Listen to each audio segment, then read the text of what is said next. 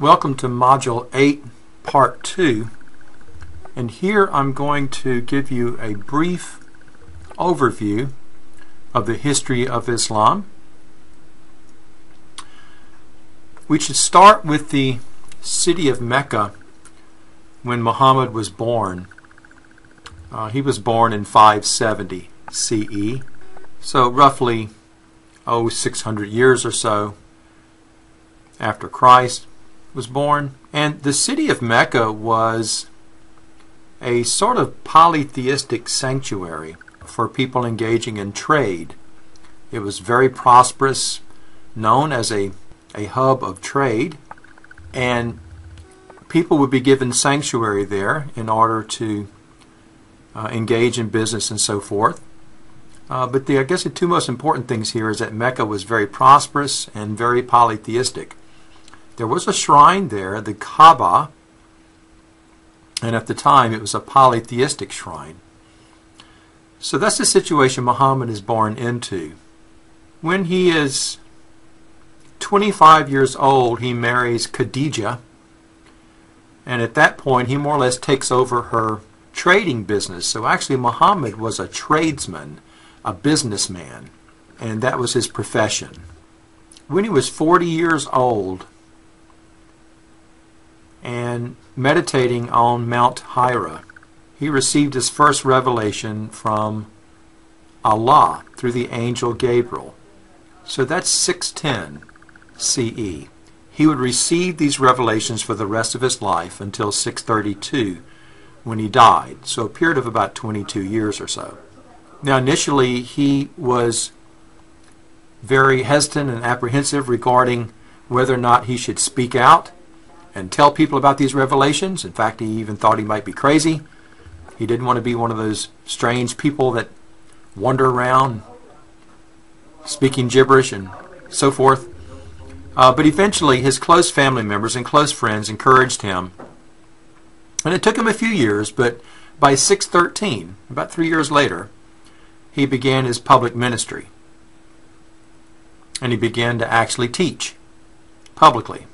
Well, his message was not well received, because after all, he is preaching a very strict monotheism in a polytheistic world.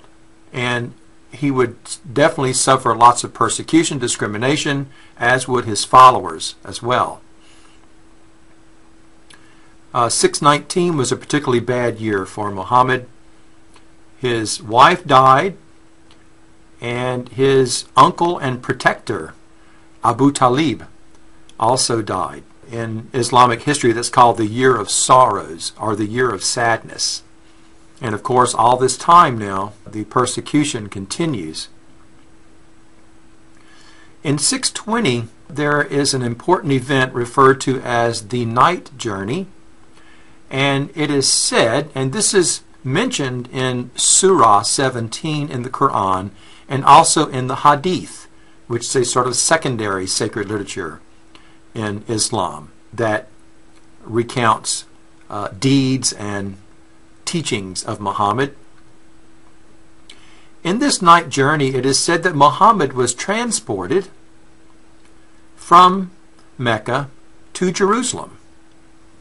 And in Jerusalem, he ascended up into heaven and had an audience with the great prophets. And who are the great prophets? Well, Moses, Aaron, Abraham, etc.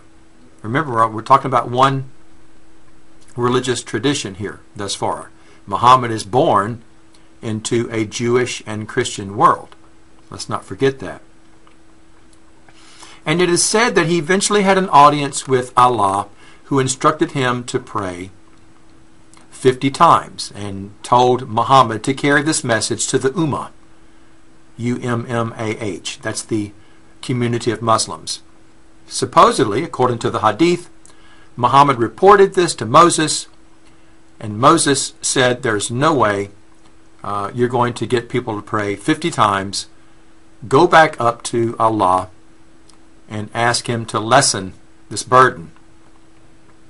So actually he went back and forth a few times, and finally Allah basically told Muhammad, I'll reduce it to 5, and we'll just count each prayer as 10. According to the Hadith, Moses still wasn't happy. But at this point in time, it is said that Muhammad would have been ashamed to approach Allah again. Anyway, so they end up with 5 prayers. One of the important details I should note here is that the very spot from which he ascended up into heaven today is marked by the Dome of the Rock. And I'll talk about that a little bit more when we reach it historically. In 622, things had gotten so bad that Muhammad and his followers feared for their life in Mecca. And so they fled to Yathrib, Y-A-T-H-R-I-B, Yathrib, which is north of Mecca, where they were actually welcomed by a Jewish community. Muhammad was respected as a very fair person, and they invited Muhammad to come to Yathrib, bring his followers with him, and actually relations were quite cordial between the Jews and what would later become Muslims. This event is called the Hijrah, H-I-J-R-A-H, and it marks the first year in the Islamic religious calendar, 622 CE. So, for example, that year would be 1 AH in the Islamic calendar after Hijrah. Initially, the direction of prayer for Muslims was Jerusalem, which shows you the respect that Muhammad and the other Muslims had for this ancient religious tradition. Remember, this religious tradition is now something like 2,500 years old when Muhammad was born. And so the initial direction of prayer was actually Jerusalem. But eventually, as you might guess, Jews and Muslims had a falling out, and Muhammad changed the direction of prayer in 624. So it only took about 2 years after he arrived in Yathrib for there to be a falling out. And he changed the direction of prayer towards the Kaaba, that shrine that's in Mecca. So actually, it's not true that Muslims pray, quote unquote, facing the east.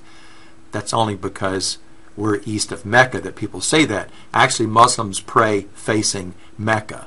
So if they're, for example, in Scandinavia, they'll be facing south when they pray. So the direction of prayer changes. And by the way, eventually the city of Yathrib would be renamed Medina, M-E-D-I-N-A, which basically means something like City of the Prophet. The city was renamed in honor of Muhammad. There would be a succession of wars that would be fought between the growing Islamic community and those who were still loyal to Mecca. There was a truce actually hammered out around 628, but that didn't hold. And as I said, there were a succession of wars that were fought. Well, to make a long story short here, the Muslims by 630 had become such an overwhelming force. In fact, Muhammad had united basically the entire Arabian Peninsula under the banner of Islam, everything except Mecca. And by 630 they had become such an overwhelming force that they essentially just marched right in to Mecca and took it over without a fight. Muhammad directed his soldiers not to harm one hair on the head of their opponents, give them a chance to convert to Islam, or basically leave. At that time, when they took over Mecca in 630, they also purged the Kaaba of polytheism. They destroyed all the idols because, of course, Allah was the one true God for Muslims. So now it's a monotheistic shrine devoted strictly to Allah. Well, so at this point, Muhammad is the leader of a strong, vibrant, flourishing community of Muslims. They've taken over the entire Arabian Peninsula. But then in 632, Muhammad dies, which leaves one heck of a power vacuum at the top. In fact, that would be the beginning of the great schism in Islam that would eventually lead to the Sunni and Shia sects. We'll talk about that in the next module. But basically there was lots of disagreements regarding who the Caliph should be, C-A-L-I-P-H, the successor of Muhammad. Who should follow Muhammad? Who should be his successor? There was lots of disagreement. Some people following this individual, some people following that individual. Some thought that the Caliph should be in Muhammad's bloodline. Some thought that wasn't essential. For whatever reason, there was dissension along those lines. And what followed right after Muhammad died for the next year or so are the so-called Wars of Apostasy. Apostasy means to turn against the faith. So the Wars of Apostasy. And basically these involve Abu Bakr, B-A-K-R, who was the first caliph, fighting those who were falling away from the faith. Moving ahead a bit, in 650, the Quran is collated and edited. They managed to pull together all of these oral resources and put pen to paper, and I discussed that in the first module, and that is the very version written in classic Arabic that exists today. So we now have a Quran as of 650. Next major event is 692. The Dome of the Rock is built. This is found in Jerusalem on the Temple Mount. In other words, in that area where the first and second Jewish temples once were located, and this Dome of the Rock was built on the spot supposedly where Muhammad ascended up into heaven during his so-called night journey that we spoke of earlier. Now, we need to remember that this was built in 692, not 1992. I say that because in my mind, it shows you the great deal of respect the early Muslims had for Judaism. And the way I see it was they were attempting to piggyback on the legitimacy of this ancient faith, Judaism, by building the Dome of the Rock right there on the Temple Mount. In other words, it was almost as if, here's the new temple. We've had the first and second Jewish temples, well, here's the new temple. So they were piggybacking on that tradition in my mind, and I think that's the way we should look at it. They also built the Al-Aqsa Mosque close by. Both of these are found in Jerusalem today. Next major event, 732, the Battle of Tours. We have visited that in another module. What happened here was Charles Martel, who was leading the Franks, Christian army, against the invading Muslims. The Muslims had moved into the Iberian Peninsula, current-day Spain, were moving through France, and were on the verge of taking mainland Europe. But Charles Martel and his army of Christian Franks stopped them at the Battle of Tours, sometimes called the Battle of Poitiers because it's close to both of those towns. And that essentially halted the European expansion of Islam.